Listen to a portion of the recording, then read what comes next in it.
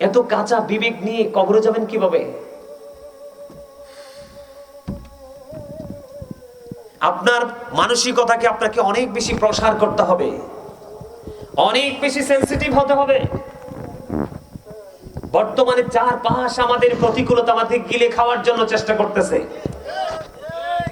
বুঝেন কিছু? এটার জন্য দায়ী কে? আমরা সূরা ইউনূস 44 নম্বর আয়াত মুখস্থ করে যাবেন আজকে আলোচনা। বলেছে কে? আল্লাহ। আরো জোরে বলেন আল্লাহ। আরো জোরে আরো জোরে। লবণ ছাড়া খাবার খেতে পারেন? কেন?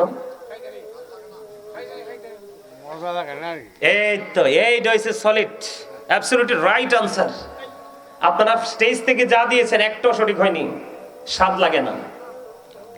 লবণ না দিলে যেমনি স্বাদ হয় না, স্বাদ না লাগলে যিনি জিহ্বা নামক গোস্তের টুকরা সেটাকে অ্যাকসেপ্টেবল বলে মনে করে না, বর্ডার ক্রসিং করে না, মানে খাওয়া যায় না, ঠিক তেমনি ভাবে আপনি আমল করার আগে প্রেম শিখেন। কি শিখবেন? প্রেম। লবণ ছাড়া যেমন খাবার মজা লাগে না, প্রেম ছাড়াও আমল মজা লাগে না। আপনি যখন প্রেমে পড়বেন দেখবেন আপনার সামনে শুধু ভালোবাসার আকাঙ্ক্ষিত বস্তুই কাজ করবে, আর দু চোখের পাতায় হৃদয়ে মনের যে চক্ষু সেখানে আর কিছুই স্থান পাবে না। পাবে? আল্লাহ কি বলেছেন? ঈমানদার কি বলেছেন? Save yourself and your families from the fire. তুমি জাহান্নাম থেকে বাঁচো এবং তোমার পরিবারকেও বাঁচাও। আমি আজকে আপনাদেরকে বাঁচানোর জন্য এসেছি। আমি আজকে আপনাদেরকে বাঁচানোর জন্য এসেছি। আপনারা আমাকে কেউ শত্রু মনে করবেন না। আমি কিন্তু কোনো দলের হয়ে আসিনি, মদিনাওয়ালার হয়ে এসেছি। আমি বিশ্বাস করেন, আমি কখনোই কোনো মানুষ, কারণ এই যুগের মানুষ এতটাই দুষ্ট, আপনার কাছে যতক্ষণই স্বার্থ আছে ততক্ষণই আই লাভ ইউ। স্বার্থটা শেষ হইতে দেরি, আই হ্যাট ইউ, এক সেকেন্ড দেরি হবে না। কথা বলেন না কেন? সম্মানিত উপস্থিতি, সত্যি আলোচনা করতে এসেছি। মনে অনেক দুঃখ।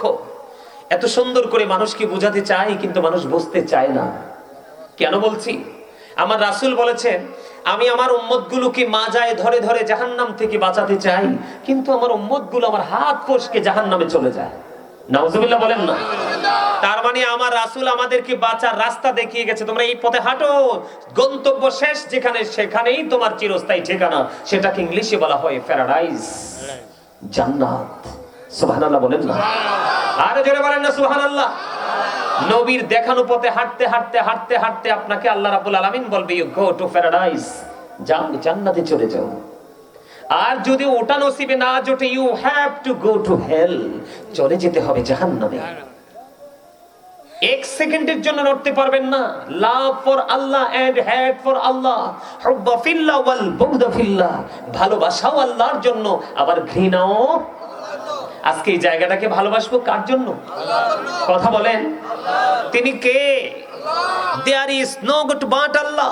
সে আল্লাহ ব্যতীত কোনো উপাস্য নেই, কোনো ইলাহ নেই। সূরা ইখলাস, কুল হু আল্লাহু আহাদ, আল্লাহ ইজ ওয়ান। আল্লাহ বলেছেন সে আল্লাহ ইজ ওয়ান। জোরে বলুন সুবহানাল্লাহ। তার পরের অংশটা কি? মুহাম্মদুর রাসূলুল্লাহ সাল্লাল্লাহু আলাইহি সাল্লাম ইজ দ্য মেসেঞ্জার অফ আল্লাহ। আওয়াজ তোলে বলেন না সুবহানাল্লাহ। ভালো লাগে? কার কার কাছে? শর্ত কয়টা? প্রথম কোনটা? Thank you, you are great my younger brother. বলেন। সেকেন্ড, মনোযোগ দিয়ে শোনা, একদম অ্যাবসলিউটলি রাইট। থার্ড, ভালো না লাগলে চলে যেতে হবে। দেখছেন নি? টিচার টিচারই। কথা বলেন দাদা ভাই, কি টিচার? আমি আপনারা আজকে যারা আমার আলোচনা শুনতেছেন, ঘর থেকে, বাইরে থেকে, দোকান থেকে, প্যান্ডেল থেকে, সবাই আমার স্টুডেন্ট। এই যে আমার দাদার বয়সী, আমার চুল কিন্তু পেকে গেছে, দাড়ি পেকে গেছে। আসলে এগুলো পাকার বয়স হয় না, অতিরিক্ত প্রেসারের কারণে গত 4-5 মাস এটি পাকছে। আমার দাদা কি স্টুডেন্ট না? ছাত্র না? দেখছেন নি কিভাবে কনফিডেন্সলি বলতেছে, হ্যাঁ ছাত্র। আপনারা যদি নিজেদেরকে মনে করতে পারেন আমরা আমাদের টিচারের সামনে ক্লাসে বসেছি, কোথায়? ক্লাসে বসেছি, আমরা টিচিং নিচ্ছি, তখনই আপনারা অ্যাটেনটিভলি সবকিছু অ্যাকসেপ্ট করতে পারবেন। যদি মনে করেন মানে কি বলবো, মানে কোন অপশনে যাব, যদি মনে করেন যে আই এম ভেরি সাকসেসফুল, তাহলে কিন্তু কপাল পড়েছে। কখনোই হক্কানি কোন আলেমের সামনে বসে নিজেকে সফল মনে করবেন না। মনে করবেন যে আল্লাহ কিচ্ছু না, আজকে সফল হতে এসেছি। তখনই প্রত্যেকটা প্লেস, প্রত্যেকটা স্টেজ, প্রত্যেকটা সময় আপনার জন্য কাল হাসরের দিন নেয়ামত হয়ে দাঁড়িয়ে যাবে। আর আপনি যদি এসে মনে করেন যে আমি অনেক বড়, তাহলে আপনি কি করেছেন? আপনি প্রাউড ফিল করেছেন, অহংকার করেছেন। কি করেছেন? অহংকারীর কোনো কিছু আল্লাহর কাছে টিকে না, একমাত্র অহংকার সাথে কার? আল্লাহর, যার কোনো ক্ষয় নাই, যার কোনো বিনাশ নাই, যার কোনো মরণ নাই, যিনি কোনো স্থানে নাই। সুবহানাল্লাহ বলেন আরো জোরে। আমার কথা ভালো লাগে? আবারও বলছি, ভালো লাগে? তাহলে প্যান্ডেলটাকে একটু সাজান, আসেন। এই যে আমার দাদা ভাই, আপনি বলেন তো তারা যে বসতে সুন্দর দেখা যায়? একেবারেই অসুন্দর। সুন্দর করেন, আসেন। আমি আপনাকে গ্যাপে বসতে বলিনি। আপনার সামনে যেটা গ্যাপ আছে বসা যাবে না, ওখানে বসার দরকার নাই, কিন্তু যেখানে বিছানা আছে সেখানে আসেন, সামনে আসেন। এই এই এই সামনে আসতেছেন। আর এটার সাথে সাথে একটা মজার ওয়াজ শোনাই দেই। প্রতি শুক্রবারে জুম্মা পড়তে যান না? এটাকে কি বলা হয়? ফ্রাইডে, শুক্রবার, ঠিক কিনা বলেন? সাইয়্যিদুল আইয়াম। এই শুক্রবারে যে জুমার নামাজ পড়তে যান, আগে যান না পরে যান? একদমই ভুল কথা। পরে না? নেই, হয়তো দু চারজন আগে আসেন, কিন্তু ম্যাক্সিমামই পরে যান। কখন যান? পরে। যেই ব্যক্তি সবার পরে, যেই ব্যক্তি সবার আগে জুম্মার মসজিদে যাবে, অন্য সব দিনের চাইতে উত্তম রূপে গোসল করবে, সব দিনের চাইতে সুন্দর যে জামাটা, আজকে দেখেন আমি ওয়াজ করতে আসছি, অনেক সুন্দর পাঞ্জাবিটা না? পরে আরো মজা। আজকে আমার জন্য ঈদ, এখানে প্রেমের বাজারে এসেছি, সবচেয়ে বেটার যেটা সেটাই সাথে করে নিয়ে এসেছি। আপনাদের সবার চাইতে আমাকে একটু সুন্দর বেশি লাগে না? আমি সুন্দর না হই, কিন্তু পোশাকের কারণে লাগে কিনা? ঠিক আপনিও ঠিক এইভাবে কম্পিটিশন করবেন জুম্মার দিনে, যে আমাকে যেন আজকে সবার চাইতে সুন্দর লাগে। তবে লাল নয়। লাল জামা পরা পুরুষের জন্য মাকরুহ তাহরিমি, হারামের অন্তর্ভুক্ত। হাদিস শরীফে আসছে, লাল জামা পরে রাসূলকে দুইটা সালাম দেওয়ার পরেও আমার নবী সেই ব্যক্তির সালামের জবাব দেয়নি। নাউজুবিল্লাহ বলেন।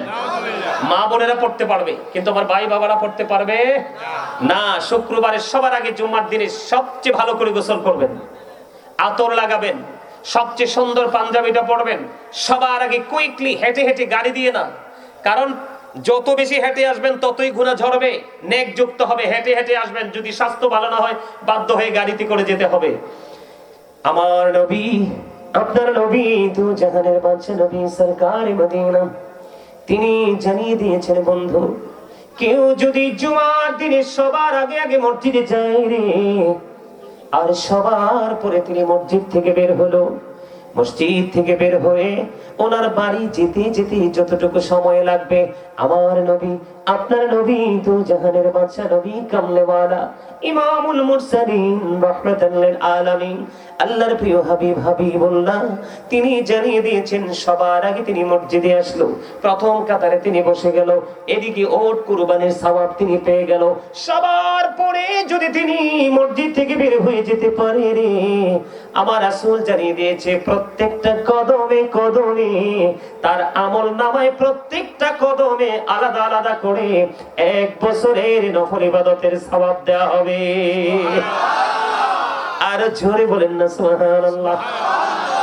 একটা কদমে 1 বছরের, 2 কদমে 2 বছরের, 50টা কদম যদি লাগে বন্ধু, তাহলে 50 বছরের নফল ইবাদত যুক্ত হয়ে যাবে। জোরে জোরে সুবহানাল্লাহ। ভালো লাগছে? ওয়াজটা আমার ওই দিকের না, যেহেতু প্রসঙ্গ আসছে একটু বলে দিলাম, আপনাদের যদি একটু উপকার হয়। সুবহানাল্লাহ বলেন না? এটাকে একটু করে মাথায় রাখবেন সব সময় ব্রেইনে। টুপি ছাড়া আসবেন? টুপি দেওয়া সুন্নাত। টুপি দেওয়া কি? গেঞ্জি আর জিন্স প্যান্ট পরে মসজিদে যাবেন? আমাকে একটু মনে করাই দিবা, বিশেষ করে মুরব্বী বাবারা না, আপনাদের এই ওয়াজের দরকার নাই, যুবক ভাইরা। লাস্ট বলে, হুজুর আপনিও বলেছিলেন একটু জিন্স প্যান্ট নিয়ে ওয়াজ শোনাবেন, আমাকে একটু শুধু মনে করাই দিও, তোমাদেরকে বাঁচানোর জন্য আসছি, এই ওয়াজটা বেশি প্রয়োজন। একজন রুকু দিলে আরেকজন পিছন দিক দিয়ে তার লজ্জাস্থানটা দেখা যায়, প্র্যাকটিক্যালি দেখতে পায়। এটা কত বড় অভিশপ্ত একজন মুসলমানের জন্য, সেই বিষয়টা নিয়ে আমি সত্য একটা টপিক তৈরি করব। রাজি? আরো জোরে রাজি? রাজি? তাহলে এখানে কবর আছে না? কবরবাসী যে স্মরণ আপনি কেমন করে করবেন? আবার আপনি যে কবরে যাবেন, আমি যে কবরে যাব, সেই প্রস্তুতিটা কিভাবে নেবেন? এই বিষয় একটু ট্রেনিং নেওয়ার দরকার আছে না? আরো জোরে বলেন। কবর এবং হাসর এই দুইটা জায়গা নিয়ে, এই দুইটা জায়গা ভেরি সেন্সিটিভ এবং ভেরি হার্ড। এখানে কিন্তু সহযোগী পাওয়া যায়, বিকল্প খোঁজা যায়, কিন্তু ওখানে বিকল্প আর কোনো সুযোগ নাই। তবে আপনারা আমার স্টেজে যারা আছেন এবং সামনে যারা আছেন, আপনারা যদি বিরক্ত মনে করেন, আপনারা আমাকে বুঝাই দিবেন। আমি আবার ঘড়ির দিকে তাকাই না ওয়াজ করতে লাগলে। আমার মিশন থাকে আজকের বিষয়কে শেষ করব, স্টুডেন্টদেরকে মাথায় এটা ঢুকিয়ে দিয়ে যাব। আমার টার্গেটটা ওই রকম। আপনারা কি আমার সাথে একমত? বলবেন সবাই? তবে তাহলে আমরা আগে একটু নাস্তা করে নেই, জান্নাতি খাবার খেয়ে নেই। রাজি? সুবহানাল্লাহ ওয়ালহামদুলিল্লাহ লা ইলাহা ইল্লাল্লাহ, সুবহানাল্লাহ ওয়ালহামদুলিল্লাহ লা ইলাহা ইল্লাল্লাহ, লা ইলাহা ইল্লাল্লাহ, লা ইলাহা ইল্লাল্লাহ।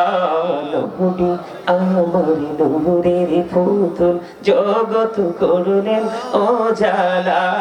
নবী আমার নূরের পুতুল, জগৎ করলেন উজালা। রোজ হাসরে করবেন তিনি উম্মতের ফয়সালা। সুবহানাল্লাহ ওয়ালহামদুলিল্লাহ লা ইলাহা ইল্লাল্লাহ, সুবহানাল্লাহ ওয়ালহামদুলিল্লাহ লা ইলাহা ইল্লাল্লাহ, লা ইলাহা ইল্লাল্লাহ, লা ইলাহা ইল্লাল্লাহ। আরশি কুরসি লৌহ কলম সৃষ্টি যাহার ওসিলা। আরশি কুরসি লৌহ কলম সৃষ্টি যাহার ওসিলা। নিজে আল্লাহ খুশি হইয়া নাম রাখলেন হাবিবুল্লাহ। সুবহানাল্লাহ ওয়ালহামদুলিল্লাহ মহব্বতে লা, সুবহানাল্লাহ ওয়ালহামদুলিল্লাহ লা ইলাহা ইল্লাল্লাহ, লা ইলাহা ইল্লাল্লাহ, লা ইলাহা ইল্লাল্লাহ, লা ইলাহা ইল্লাল্লাহ মুহাম্মাদুর রাসূলুল্লাহ সাল্লাল্লাহু আলাইহি ওয়াসাল্লাম। জোরে জোরে বলুন আলহামদুলিল্লাহ। এখন ওই কর্নারে কাঙ্ক্ষিত আওয়াজ আমি পাই নাই, তাহলে আমি আরেকটু ওয়াজ করি। আমার আলোচনার বিষয়ের বাইরে ওয়াজটা হলো, খুব গুরুত্ব দিয়ে শুনবেন। সম্মানিত উপস্থিতি, আমরা যে এতগুলো মানুষ এখানে বসেছি, আমাদের নাম কি? আলাদা আলাদা বলি যদি আলাদা আলাদা করে বললে আলাদা আলাদা মানুষ, তাই তো? কি আলাদা আলাদা মানুষ? এ মানুষের ইংলিশ হলো কি?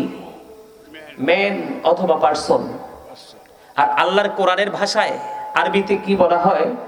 কখনো কখনো আল্লাহ বলেছেন ইয়া আইয়ুহান নাস, কখনো কখনো বলেছেন ইয়া আইয়ুহাল ইনসান। মানুষের মিনিং তো বুঝতে পারছেন? ওয়ার্ড মিনিং বুঝছেন? আচ্ছা, এটা হলো কি? এই যে বাহিরের মানুষ, মাথা থেকে পা পর্যন্ত বডি স্ট্রাকচারটা, এটা হলো এই মানুষ। কিন্তু এই মানুষটা আসল নয়। এই মানুষটাকে যে মানুষটা পরিচালনা করছে, এই মানুষটা আছে আপনার আমার ভিতরে। কোথায়? বুঝবেন একদম। বি কেয়ারফুল, ভেরি অ্যাটেন্টিভলি আপনারা শুনবেন মন দিয়ে। এই মানুষের ভিতরে আরেকটা মানুষ বসবাস করে, সেটাকে আল্লাহর কোরআনের ভাষায় বলা হয় রূহ। ইংলিশ এটাকে বলা হয় সোল, বাংলাতে এটাকে বলা হয় আত্মা। আল্লাহ বলেছেন ক্বালির রূহু মিন আমরি রাব্বি, first tense, present tense, future tense. Say the soul is the order of my Lord. আল্লাহ বলেছেন এই রূহটা, আত্মাটা হলো জাস্ট আল্লাহর একটা ওয়ার্ড আর আল্লাহর একটা নির্দেশ। এটা আত্মার দেহের কিন্তু মরণ হয়। আপনাদেরকে একটা এক্সাম্পল দেই, আমরা কিন্তু অনেক শুনেছি ডেড বডি, শুনিনি জীবনে? অসংখ্য গণিত বার শুনেছি ডেড বডি, কিন্তু ডেড সোল বলতে আমরা কোনোদিন শুনি নি। কারণ আত্মার কোনো ক্ষয় নেই, আত্মার কোনো বিনাশ নেই, আত্মার কোনো মরণ নেই। এটা শুধু প্লেসটাকে চেঞ্জ করে, স্থান পরিবর্তন করে। আলমে আরোহা ফার্স্ট টেন্স, পৃথিবী আপনার আমার মাঝে প্রেজেন্ট টেন্স, ভবিষ্যৎ বর্ধকি জীবন ফিউচার টেন্স, ঠিক কিনা? আমরা কিন্তু ফার্স্ট টেন্স ছেড়ে এসেছি, এখন প্রেজেন্টে দাঁড়িয়ে আছি, অপেক্ষায় আছি কিসের? ফিউচারের। এখন ফিউচারে যাওয়ার পরে আপনার আমার কি বাজার নিয়ে যেতে হবে না? এই কারণে নিয়ে যেতে হবে, রাসূল আমাদেরকে সাবধান করেছে। কি করেছে? আল কবারু রাওজাতুম মির রিয়াদিল জান্নাতি হুফরাতুম মিন হুফারিন নার।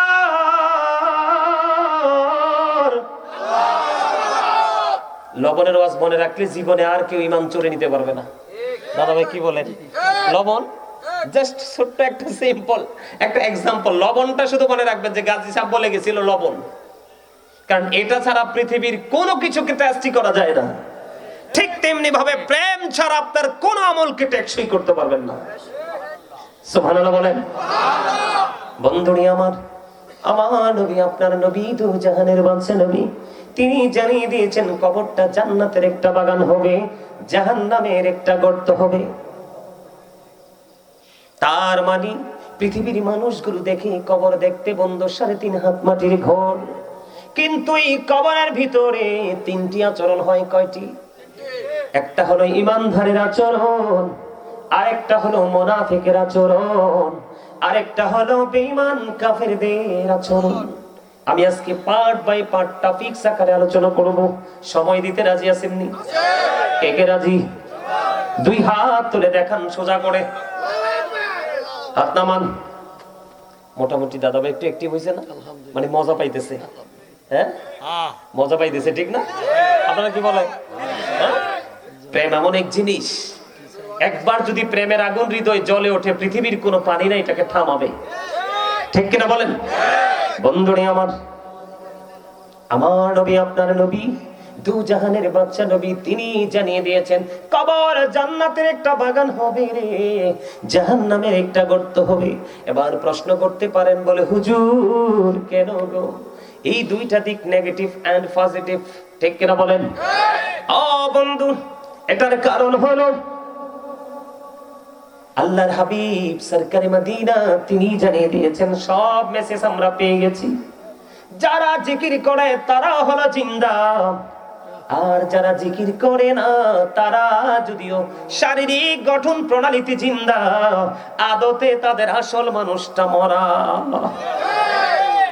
কথা বলেন না কেন? হি ইজ ডেড, মরে গেছে। এখন এই মরার কারণ হলো এই পৃথিবীর বুকে মানুষ আলোকিত মানুষ থেকে দূরে থাকার কারণে। আপনি মনে করেন আপনার সব কিছু লুকিয়ে রাখতে পারবেন না, না ও বন্ধু, এই যে দেহের যে মুখটা আছে না নাই, জবান আছে না নাই, আর জোরে বলেন আছে না নাই? ও ভবানীপুর, গাগুটিয়া ভবানীপুরের আমার ভাই বাবারা, হৃদয়ের জানালা করে বন্ধু তোমরা শোনো, এই যে জবান কথা বলার জন্য দেয়নি, বুট বাদাম খাওয়ার জন্য দেয়নি, বিয়ের বাড়ি গিয়ে সুস্বাদু খাবার খাওয়ার জন্য দেয়নি রে, শপিং মলে গিয়ে কোলাহল পরিবেশে গিয়ে অপ্রাসঙ্গিক অগ্রহণযোগ্য কথা বলার জন্য দেয়নি। আমার আল্লাহ ডেকে ডেকে বলে রে, আল্লাহ বলে বান্দারা সাবধান হয়ে যাও, আমি তোমাদের জবান দিয়েছি তোমাদের আমার জিকির করার জন্য।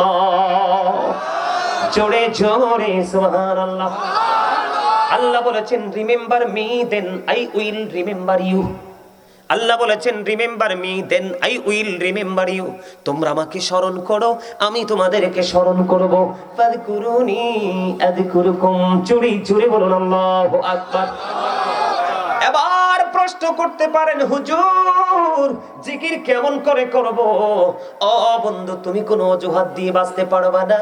আমার আল্লাহ জানিয়ে দিয়েছেন বন্ধু, জিকির তুমি কেমন করে করবা। ফাযকুরুল্লাহ কিয়ামান, দাঁড়িয়ে দাঁড়িয়ে জিকির করো, ও কুউদান, বসে বসে জিকির করো, ও আলা যুনুবিকুম, শুয়ে শুয়ে জিকির করো। তারপরেও জিকির বন্ধ করা যাবে না, কারণ যে জিকির করে সে জিন্দা, যে জিকির করে না সে হলো মুর্দা। আল্লাহু আকবার বলেন। ইয়া আইয়ুহাল্লাযীনা আমানু যকুরুল্লাহা যিকরান কাসীরা ওয়া সাব্বিহুহু বুকরাতাও ওয়া আসীলা। জোরে জোরে বলেন আল্লাহু আকবার। আল্লাহ রাব্বুল আলামিন কোন বেঈমান কাফেরকে ডাক দেয়নি। আল্লাহ ঈমানদারদেরকে ডেকে ডেকে বলেছেন, তোমরা বেশি বেশি করে আল্লাহর জিকির করো, সকাল টু সন্ধ্যা আল্লাহর পবিত্রতা ঘোষণা করো। জোরে জোরে সুবহানাল্লাহ। জিকির বন্ধু দুই ভাবে করা যায়, জবান দিয়েও করা যায়, অন্তর দিয়েও করা যায়। আমার নবীজি বলেছেন, এমন ভাবে জিকিরটা করবা মানুষ দেখলে যেন তোমাকে পাগল বলে। অন্তর দিয়েও করা যায়, জবান দিয়েও করা যায়, তবে জবান এবং অন্তর দুটো মিলে যে জিকির হয়, এটার চাইতে উত্তম আর কোনো জিকির হতে পারে না। এই পৃথিবীর যে কোনো জিনিস ময়লা পরিষ্কার করার একটা উপকরণ আছে। আমার নবী জানিয়ে দিয়েছে, মানুষের মনের ঘরের ময়লা দূর করার উপকরণ হলো ওই মাওলার জিকির। জোরে জোরে বলেন না সুবহানাল্লাহ। বন্ধুরে আমার, আপনাদেরকে বলি, আজকে আপনারা এখনো পর্যন্ত এই যে একজনের পর একজন প্যান্ডেলে মানুষ ঢুকতেছে, তাদের যে বড় বন্ধু খুশনসিব, তার কারণ তারা আসলে মাহফিলে আসে না, তারা মূলত আসতেছে আমার মাওলার দিকে। আবু হুরায়রা রাদিয়াল্লাহু তাআলা আনহু থেকে হাদিসখানা বর্ণিত, আমার আপনার প্রাণের নবী জানিয়ে দিয়েছেন। ওই হাদিস শরীফটা অনেক লম্বা, যেহেতু হেঁটে হেঁটে আসতেন এই জন্য এই জায়গাটা একটু বলে দেই একটা অংশ হাদিসের। আমার নবীজি জানিয়ে দিয়েছে, উম্মতেরা রে, তোমরা যখন আল্লাহর দিকে জিকির করার জন্য হেঁটে হেঁটে আসো, আমার আল্লাহ তোমার দিকে দৌড়ে আসে। মানে আপনি আল্লাহকে যত দ্রুত আপনার আপন করে পেতে চান, আল্লাহ ডেকে ডেকে বলে, হাবিব আপনি জানিয়ে দেন, আমার বান্দা হাজার জনম চেষ্টা করলে আমার কাছে আসতে পারবে না, আমি নিজেই যদি তার কাছে গিয়ে ধরা না দেই। আমার বান্দা যখন আমার জিকির করার জন্য আমার দিকে হেঁটে হেঁটে আসি রে, আমি আমার বান্দার দিকে দৌড়ে চলে আসি। জোরে জোরে কন্যা সুবহানাল্লাহ। যখন আমার বান্দা আমি আল্লাহকে একা একা ডাকে রে, আমিও তাকে একা একা ডাকি। বাস্তব করতে পারতাম না। আপনারা কি বিরক্ত হন? আরে বিরক্ত হন? আরে ভাই, এগুলো কালেকশন করতে কত জীবন পার করা লাগছে, কত সময় পার করা লাগছে, কত রাত্রি জাগা লাগছে। আগেই বলেছি বাঁচাতে আসছি, যদি বাঁচতে না পারেন পোড়া কপাল। কথাগুলোর ওজন কত জানেন? আপনি কি মনে করেছেন আপনি পৃথিবীতে বসে একা একা মালিককে জপছেন, মালিক কয় আমি একা একা তোমাকে জপি। আরে ভাই, আপনি কত দামি চিন্তা করেছেন, আপনি কত পাওয়ারফুল পারসন, আপনি কি একবার খেয়াল করেছেন? বন্ধু, আজকের এটা একটা কিন্তু জলসা। আমার আল্লাহ আমাদেরকে বানানোর জন্য যখন প্রস্তুতি নিয়েছিলেন, ফেরেশতাদেরকে প্রস্তাব করেছিলেন, ইন্নী জাইলুন ফিল আরদি খালিফা, আল্লাহ আমাদেরকে বানাবে, আদম বানাবে। আল্লাহ প্রস্তাব যখন করে দিলেন, এবার ফেরেশতারা আপত্তি করলেন। আমার আল্লাহ ডেকে ডেকে বলে, ইন্নী আ'লামু মা লা তা'লামুন, আমি যা জানি তোমরা তো তা জানো না। আজকে যখন আমরা এই জলসায় বসছি, এই যে আমার দাদু ভাই হেঁটে হেঁটে আসছে বন্ধু, আল্লাহ এবং আল্লাহর হাবিবের প্রেমে একজন একজন করে আসছে, এই জলসার মধ্যে বসছে। আল্লাহ ডেকে ডেকে বলে, হাবিব বন্ধু, আপনি আপনার পাগল উম্মত গুলোকে জানিয়ে দেন, কেউ যখন কোন জলসায় বসে আমি আল্লাহর জিকির করে, আমি তার চাইতে উত্তম জলসায় আমি আমার বান্দাকে স্মরণ করি। আল্লাহর জলসায় কে থাকে? ফেরেশতারা। ফেরেশতারা। জোরে জোরে সুবহানাল্লাহ। আপনারা বুঝেন না, ইন্নাল্লাহা ওয়া মালাইকাতাহু ইউসাল্লুনা আলান নবী ইয়া আইয়ুহাল্লাযীনা আমানু সাল্লু আলাইহি ওয়া সাল্লিমু তাসলিমা। এই আয়াত দ্বারা প্রমাণিত হয় আমার আল্লাহ একা একা করেন আমার ফেরেশতাদেরকে সঙ্গে নিয়ে। আপনি জমিনে বসে বসে মাওলাকে স্মরণ করেন। আমার নবী ১৫০০ বছর আগে জানিয়ে গেছে যে আমার বান্দা যখন কোনো জলসায় বসে বসে ডাকে রে, আল্লাহ তার চাইতে উত্তম জলসায় তার স্মরণ করে। সুবহানাল্লাহ, জোরে জোরে সুবহানাল্লাহ। কেউ যখন ১ বিঘা পরিমাণ আল্লাহর দিকে এগিয়ে যায়, আল্লাহ তার দিকে ১ গজ পরিমাণ এগিয়ে আসে। কেউ যখন আল্লাহর জিকির করতে, যেমন আজকে আপনাদের বাড়ি থেকে বন্ধু অনেক মানুষ হেঁটে হেঁটে আসতেছে, কেউ যদি ১ বিঘা পরিমাণ হেঁটে হেঁটে আসে, আল্লাহ তার দিকে ১ হাত পরিমাণ এগিয়ে আসলে আল্লাহ বান্দার দিকে ২ হাত পরিমাণ এগিয়ে আসে। বান্দা যখন হেঁটে হেঁটে আসে, আমার আল্লাহ বান্দার দিকে দৌড়ে এসে আপন হয়ে যায়। এটা একটা পুরোটাই বন্ধু একটা হাদিস। জোরে জোরে কন্যা সুবহানাল্লাহ। আমি এই জিকির নিয়ে আর ওয়াজ করব না, আপনাদেরকে যতটুকু বোঝার যারা বিবেকবান বুঝে গেছেন, ঠিক কিনা বলেন? আমি এখনো আমার মূল ওয়াজে ঢুকতে পারিনি। বন্ধুরে আমার, এবার আপনার মধ্যে প্রশ্ন জাগতে পারে, বলে হুজুর জিকির কাকে বলে বুঝতে পারিনি।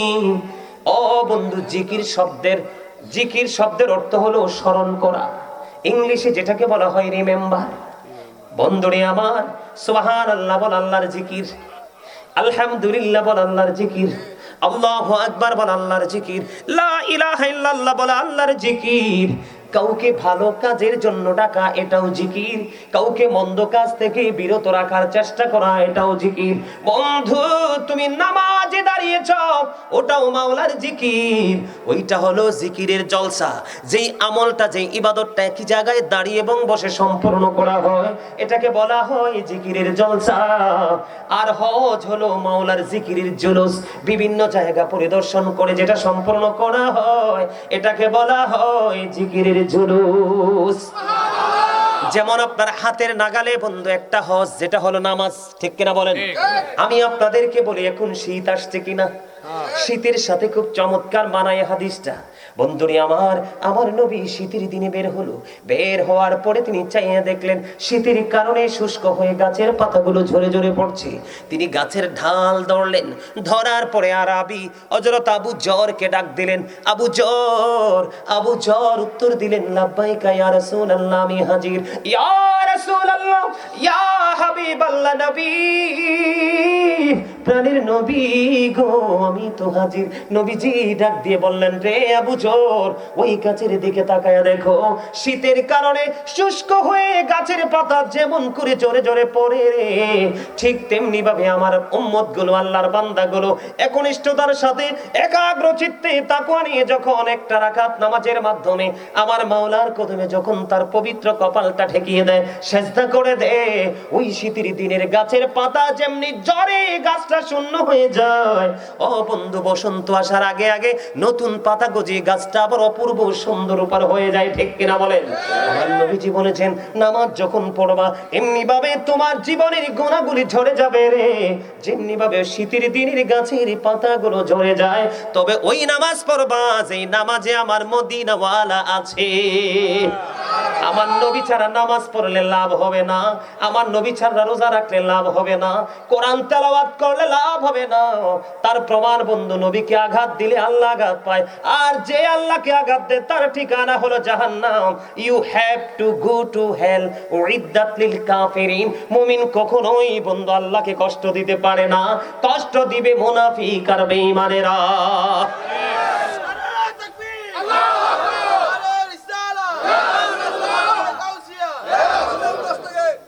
আর কইতে না, যাক, এই পর্যন্ত এটুকু এনাফ। বাকিটা আরেকটু পরে কইবা, দেরি করো। আলহামদুলিল্লাহ বলেন আরো জোরে। আরে আরো জোরে কয় না, আরে আরো জোরে। এই জবানের হক তো দিতে হবে, আদায় করতে হবে তো, বাঁচতে পারবেন না তো, যাবেন কোথায়? আসতেছি, আস্তে আস্তে ঢুকতেছি, বুঝবেন পৃথিবী কি, পরকাল কি, এটা বুঝাবো আজকে আসির জন্য। আলহামদুলিল্লাহ বলেন। মোটামুটি সংক্ষিপ্ত আকারে ছোট্ট একটা টপিক সুন্দর হইলো না?